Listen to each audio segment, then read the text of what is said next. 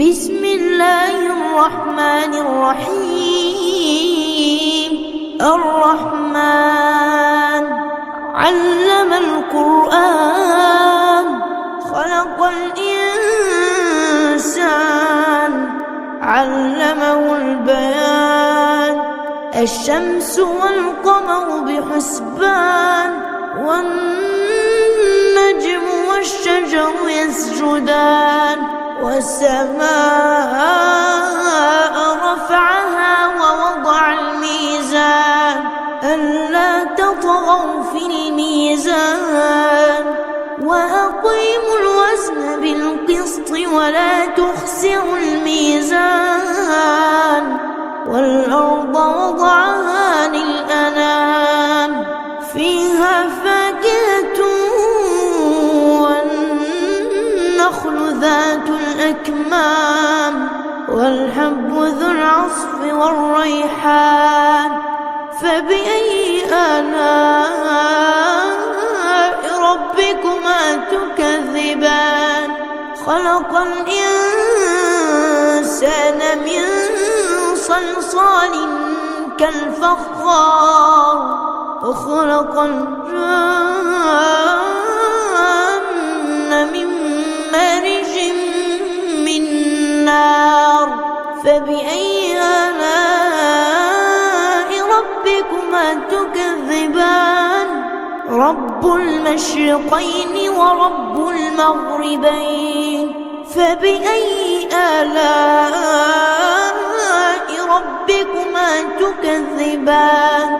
مرج البحرين يلتقيان، بينهما برزخ لا يبغيان. فبأي آلاء ربكما تكذبان؟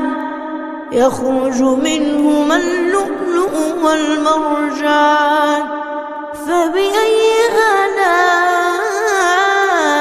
ربكما تكذبان؟ وله الجوار المنشآت في البحر كالأعلام. فبأي آلاء ربكما تكذبان؟ كل من عليها فان، ويبقى وجه ربك ذو الجلال والإكرام. فبأي آلاء ربكما تكذبان؟ يسأله من في السماوات والأرض، كل يوم هو في شأن. فبأي آلاء ربكما تكذبان؟ سنفرغ لكم أيها الثقلان. فبأي آلاء ربكما تكذبان؟ يا معشر الجن والإنس إن استطعتم أن تنفذوا من أقطار السماوات والأرض فانفذوا، لا تنفذون إلا بسلطان. فبأي آلاء ربكما تكذبان؟ يرسل عليكما شواظ من نار ونحاس فلا تنتصران.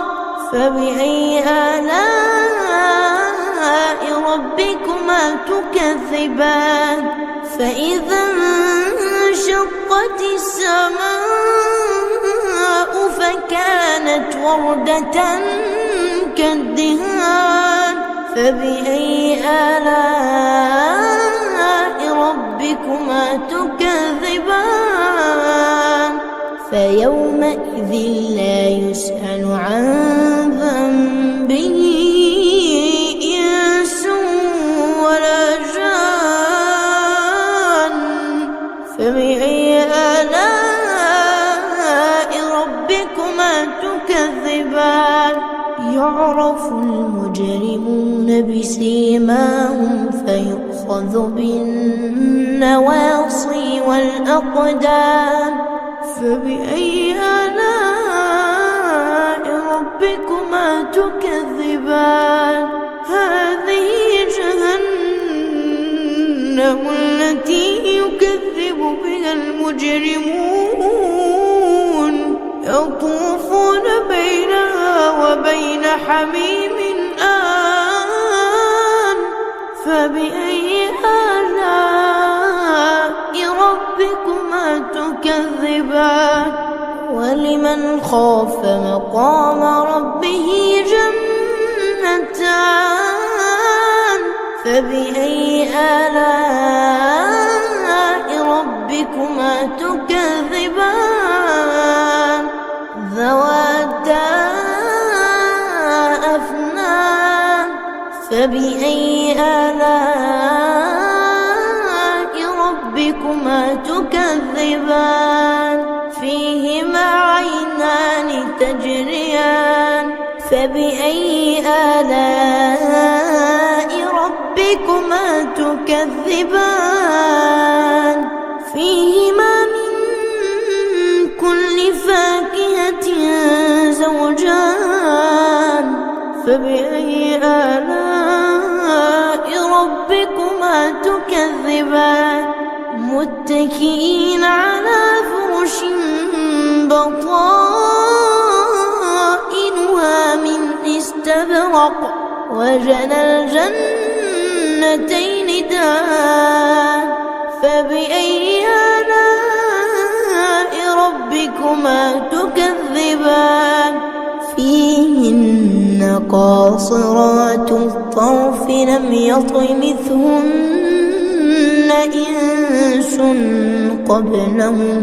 لم يطمثهن إنس قبلهم ولا جان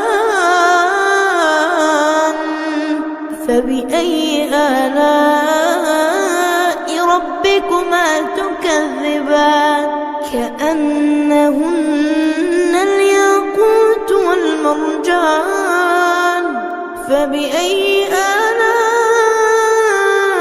ربكما تكذبان هل جزاء الإحسان إلا الإحسان فبأي آلاء ربكما تكذبان ومن دونهما جنتان فبأي آلاء ربكما تكذبان مدهامتان فبأي آلاء ربكما تكذبان فيهما عينان نضاختان فبأي آلاء ربكما تكذبان فيهما فاكهة ونخل ورمان فبأي آلاء ربكما تكذبان فيهن خيرات حسان فبأي آلاء ربكما تكذبان حور مقصورات في الخيام فبأي آلاء ربكما تكذبان لم يطمثهن إنس قبلهم ولا جان فبأي آلاء ربكما تكذبان متكئين على رفرف خضر وعبقري حسان فبأي آلاء ربكما تكذبان تبارك اسم ربك ذي الجلال والإكرام.